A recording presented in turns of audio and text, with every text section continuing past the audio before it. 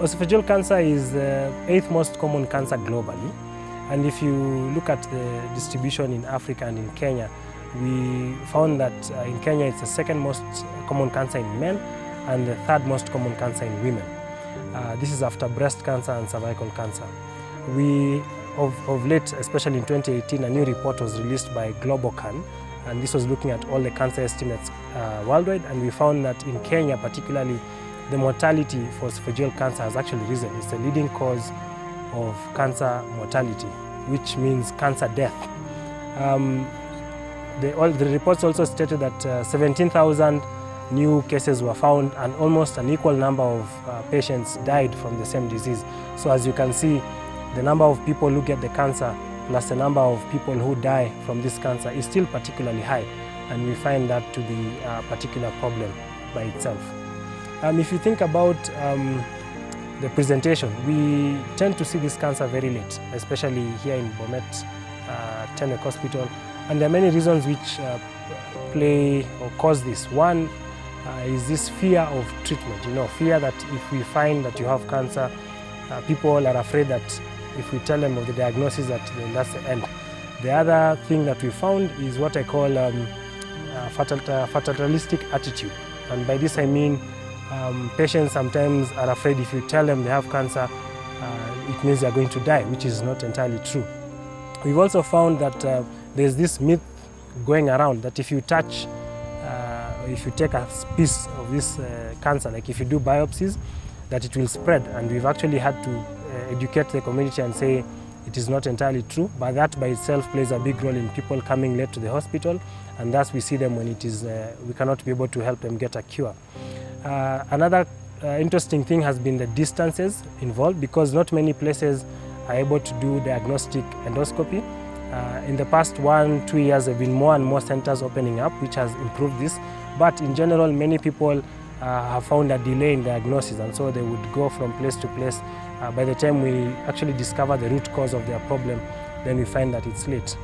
And perhaps tied to this discussion will be what are the signs and symptoms, and what would be the things that would make you think about esophageal cancer. So commonly patients present with difficulty in swallowing, pain with swallowing. Occasionally some will have blood, vomiting blood. A number of patients have also seen that they have weight loss, so this means that they notice their clothes are becoming suddenly loose. They are now loose fitting, and this is a common presentation. Rarely you can have a few patients who come in with voice changes, and by that time normally it's either because of nerve involvement or the cancer is very close to the area around the mouth, and that's why they have changes in their voice. I think if any person has any of these symptoms, then it's really good for them to be able to come in for treatment. Imuche kanyoindet konaitano ole itinye oesophageal cancer. Kora, kanyaisenyin konai. Part of treatment is, first of all, you have to diagnose. Diagnose means we need to find the cancer. We need to find the problem that the patient has. So diagnostic procedures involve a number of things. Actually, treating esophageal cancer is a team effort. You need multiple types of specialists. So first, patients normally have either an upper diagnostic endoscopy. An endoscopy procedure is essentially they come to the hospital, we put them to sleep, and then we take a little camera similar to the ones used, but it's on the end of a tube which we pass through the mouth, and that tube goes into the food pipe and into the stomach, and we look around, and if we find an area that has cancer or looks suspicious, then we biopsy that area, and that is what we send to the pathologist. The other method of diagnosing this cancer involves radiology, and this is through a barium study. So the patients are given a contrast solution which they swallow, and then we take a picture. So we look at the picture and see where it is not proceeding any further, meaning there's blockage or obstruction. Another way of diagnosing this would involve additional radiological investigations, and by this we normally do a CT scan of the chest. This allows us, especially once we've seen there's something that is growing in the food pipe, then we want to know, has this particular cancer moved outside the food pipe? So is it involving the windpipe, the heart, the blood vessels. So we do what is called a CT scan or a computerized tomography scan. This allows us to look at all those organs, the lungs, the blood vessels, and then we make a decision, is this patient able to get a curative? So by curative, it means are we able to remove the area that has cancer completely, or if it has spread already, then they can now qualify for either palliative treatment or the other bit, which is now chemotherapy and radiation, because all those three come into play, and I will talk about that in a little while. So on top of doing radiological investigations, if you don't have access to a CT scan, occasionally we do an ultrasound of the abdomen to look at the liver, and this is to make sure that the cancer has not spread to that organ, because if the cancer has spread, then it is difficult for us to be able to offer any curative treatment. And then the other bit that I will now move on to is, so once we have done the diagnostic investigation, so say we have done the endoscopy, we have looked at the food pipe and we found an area that is concerning, how do we now go ahead to treat? We are going to divide the treatment into sections. So those who get curative treatment, and then those who get what I call palliative or hospice care. So those two groups really is the big distinction.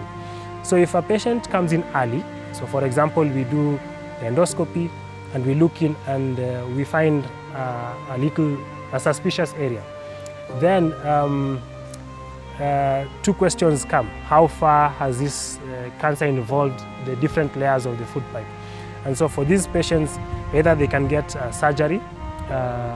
So surgery means we remove the entire section of the esophagus that involved, and this operation normally has 3 stages. First, we open the chest, we free the food pipe, and then we come to the abdomen, we open that, we free the stomach, which will become the new esophagus, and then now we cut out the part that has the cancer, and then we lift the stomach from its normal position up into the chest, and that becomes the new food pipe.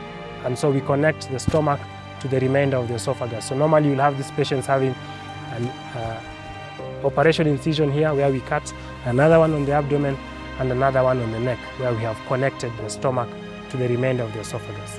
It's a long operation. It takes on average 4 to sometimes 7 hours.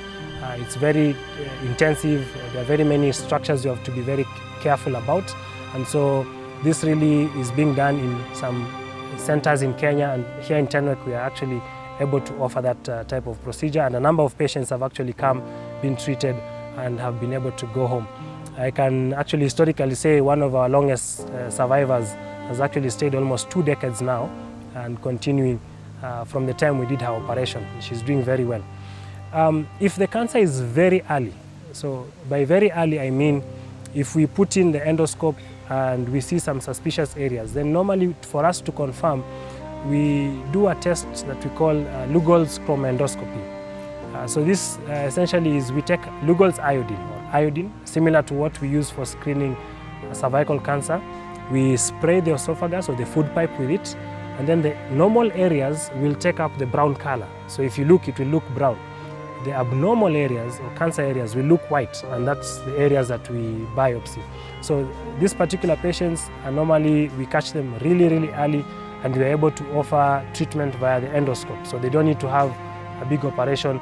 You simply use what we call endoscopic mucosal resection or radio frequency ablation. So all that means is to say we take a heat device and we apply to the area that has cancer, and we are able to completely eradicate it. Now, and for patients who are having a curative surgery, we normally have to work together with our oncology colleagues.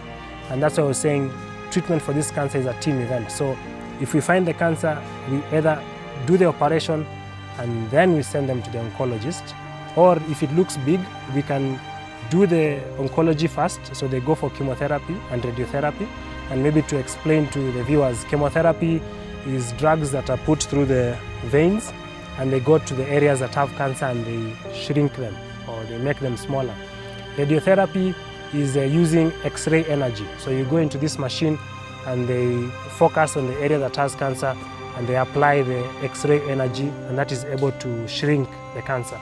So we can do that, and then we offer them now surgical treatment. So those are the two options we have.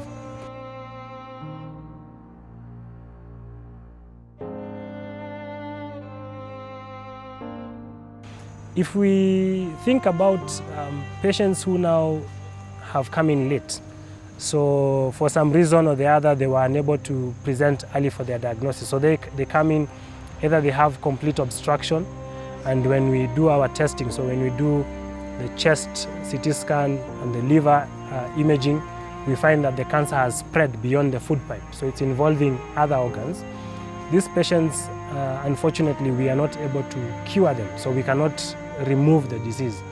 What we now offer for them is what we call palliative care. So we help them to live with the disease. And this involves multiple things. One, which is really key, is nutrition.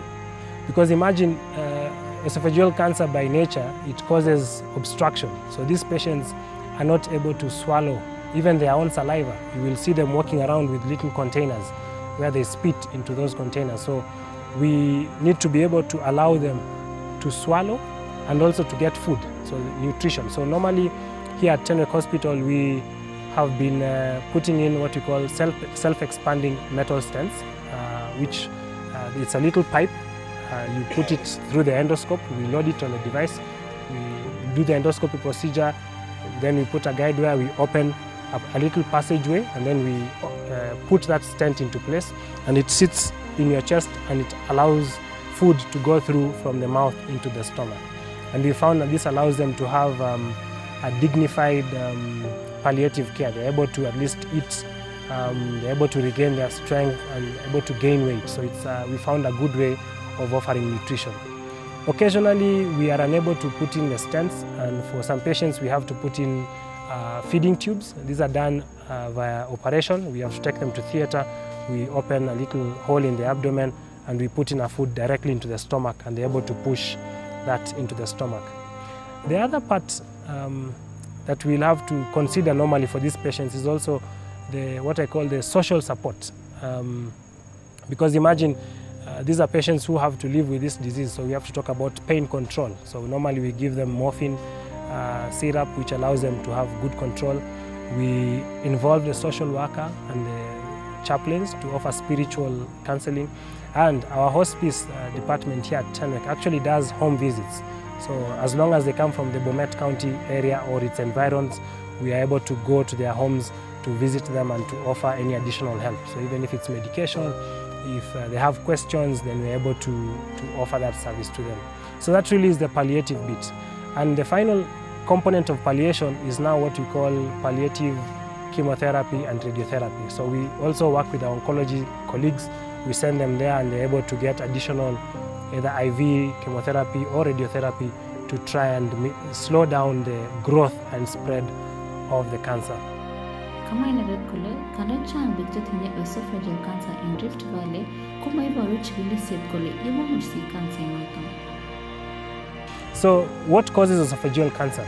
We have also been interested in that particular question because we know there's a strong family history or genetic link that we've seen patients who grandmother, mother, daughter have all presented with the same type of cancer. So we know there's something about the genetics in this particular population that is really strong. The other thing that we have been investigating is we know the traditional causes like alcohol, tobacco, and smoke. And for this particular area, we found that it's really wood smoke and charcoal. If you look at the traditional houses in the Kipsigis area and the Kalenjin community, many of the traditional houses didn't have a good ventilation. I mean, they are well built, but the smoke would cycle inside the huts. And we think that is one particular exposure that the men and women in these houses were having, which would explain why they were having high rates of this particular cancer. I will say that research is ongoing. We are still trying to understand these particular causes. We've been looking at things in the soil. Are there deficiencies in some nutrients? We've been asking questions. Are there things we use, drugs or pesticides? You know, all these things that we commonly use. Could there be an association? So we are in the process of looking at that. I know a few weeks ago there was a publication by the team at Moi Teaching and Referral who have actually been working on this, and they found an association with traditional brew. In the Tenwek data, we looked at this particular question, but what really stood out has really been the family history and something about the location. We found some selenium deficiencies which we are trying to address, and that's one risk factor that I was mentioning about. But in general, research is ongoing, but really those are the main things we've been thinking about. One last cause which I will talk about is the association of esophageal cancer and hot drinks. So people have been asking, what about hot tea, hot coffee?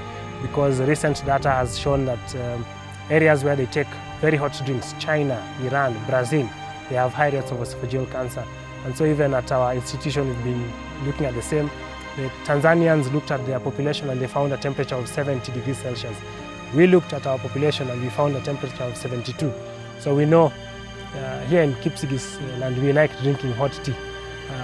So we suspect there's an association between, but we haven't been able to truly have a connection between that and esophageal cancer.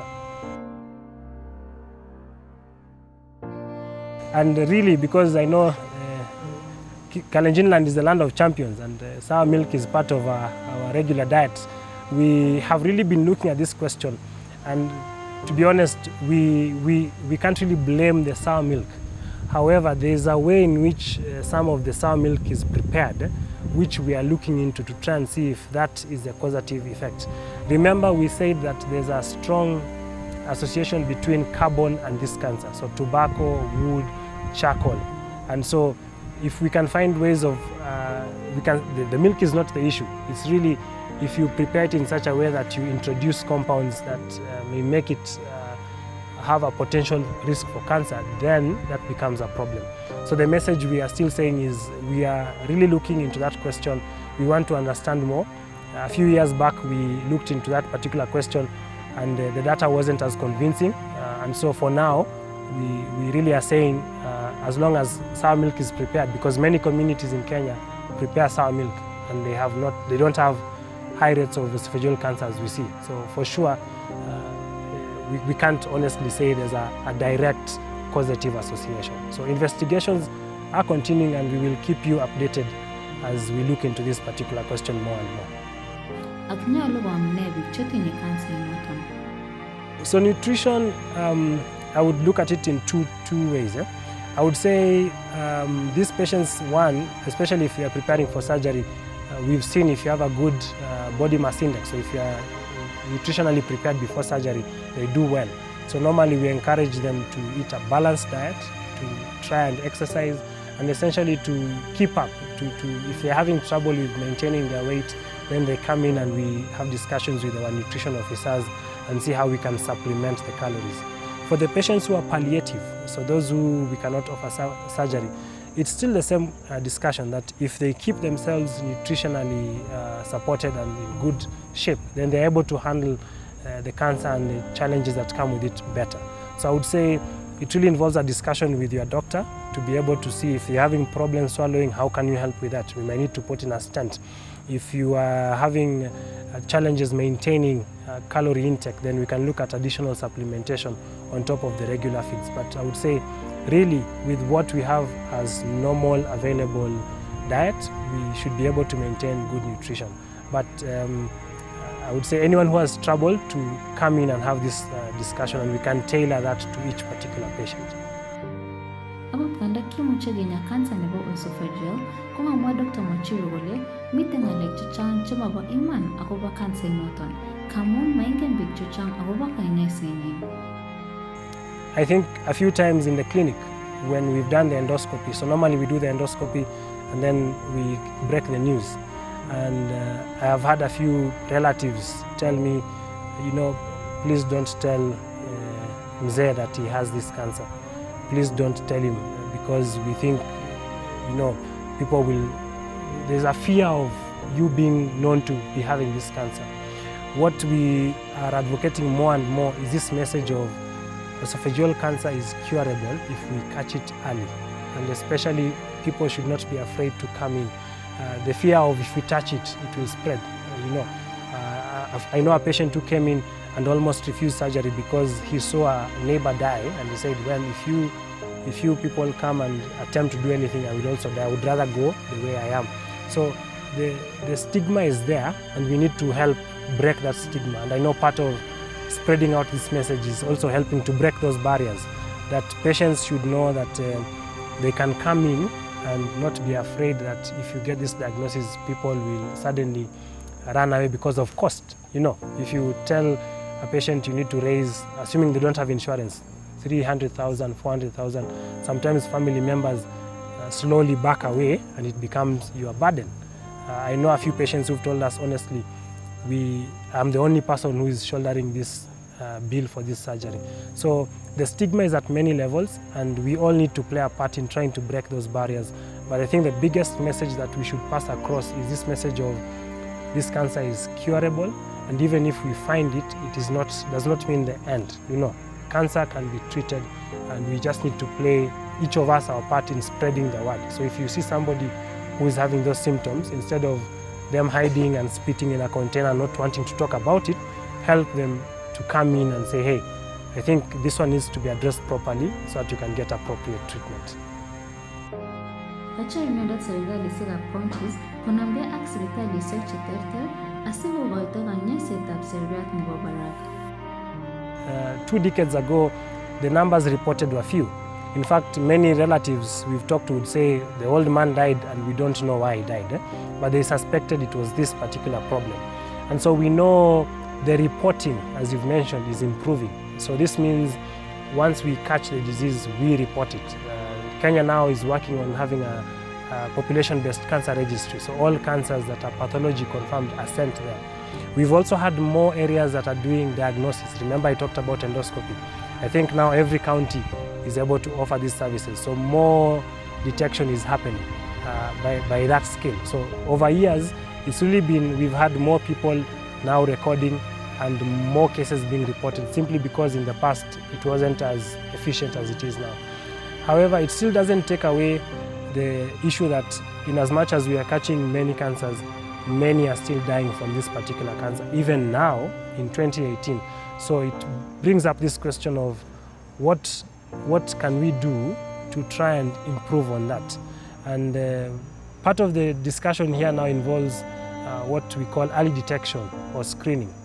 Now, esophageal cancer by nature, by the time you have dysphagia, it's late. The obstruction happens, it's very late. And so we've been trying to ask this question, can we go out into the community and be able to identify people who need to come in for endoscopic assessment to be able to catch it early?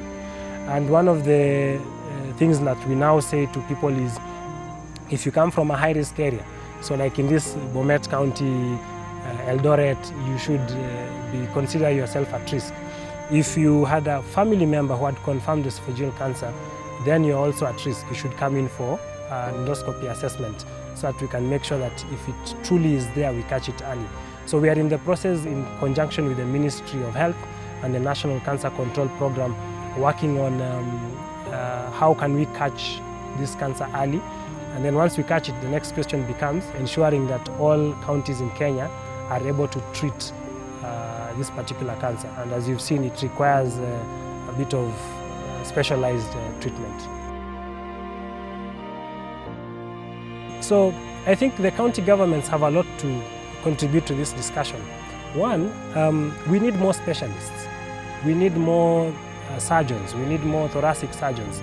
We need more radiologists to be able to, if there's a CT scan or an MRI scan in your county, to be able to do those readings. We need more oncologists. I know in Nairobi recently there's a number of additional specialized oncology fellowships that have been introduced in Kenya. So we need more people to be trained.